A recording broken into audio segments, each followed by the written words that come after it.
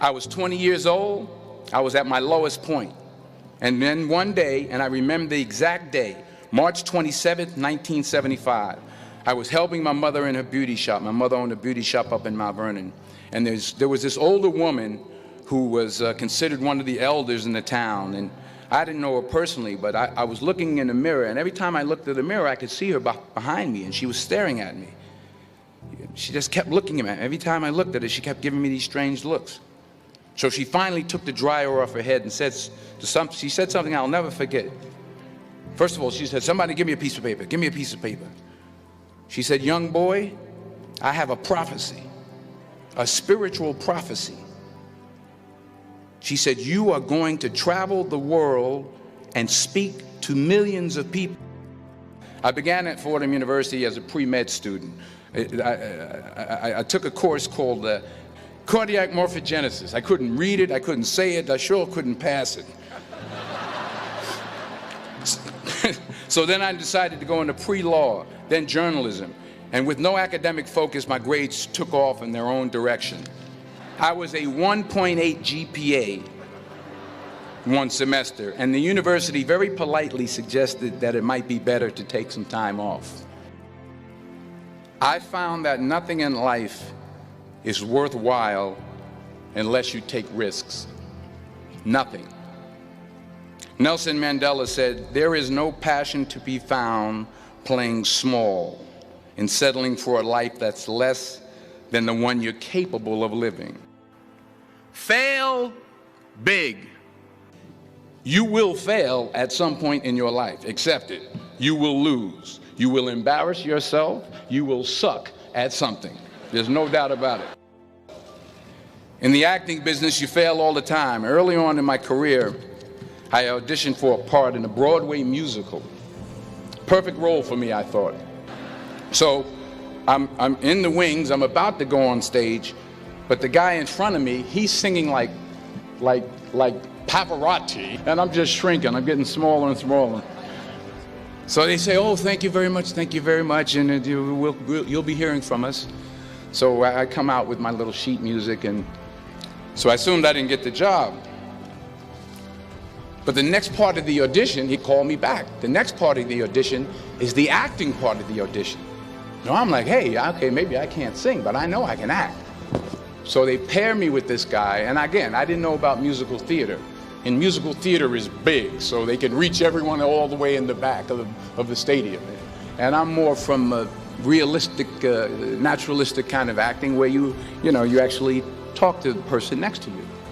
So I don't know what my line was. My line was, "Well, hand me the cup."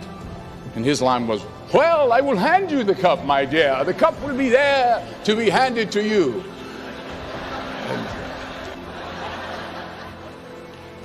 I didn't get the job. But here's the thing. I didn't quit. I didn't fall back. I walked out of there to prepare for the next audition, and the next audition, and the next audition. I prayed. I prayed, and I prayed. But I continued to fail, and fail, and fail. But it didn't matter, because you know what? There's an old saying, you hang around the barbershop long enough, sooner or later you're going to get a haircut.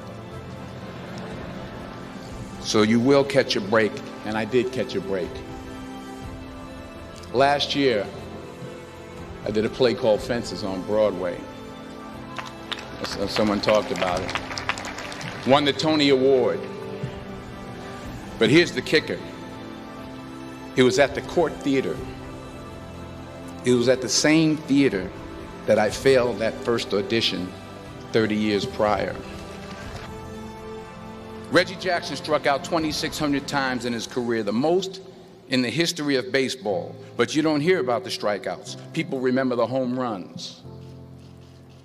Fall forward. Thomas Edison conducted 1,000 failed experiments. Did you know that? I didn't know that. Because the 1,001st was the light bulb.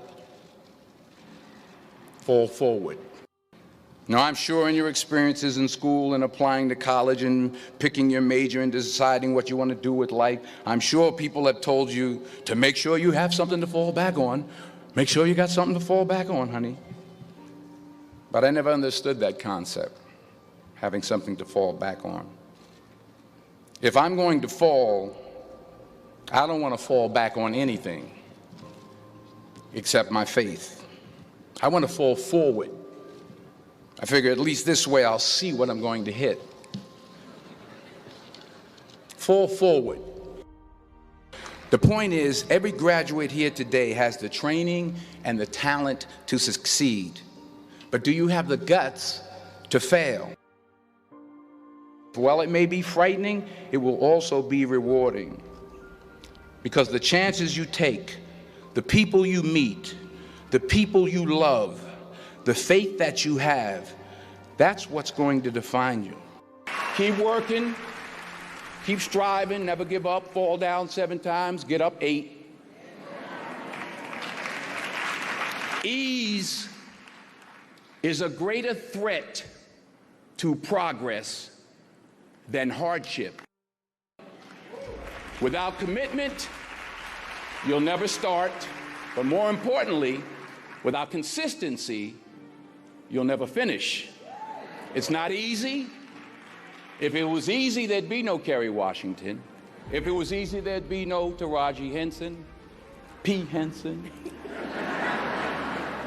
If it were easy, there'd be no Octavia Spencer. But not only that, if it were easy, there'd be no Viola Davis. If it were easy, there'd be no Michael T. Williamson, no Stephen McKinley Henderson, no Russell Hornsby. If it were easy, there'd be no Denzel Washington. So, dreams without goals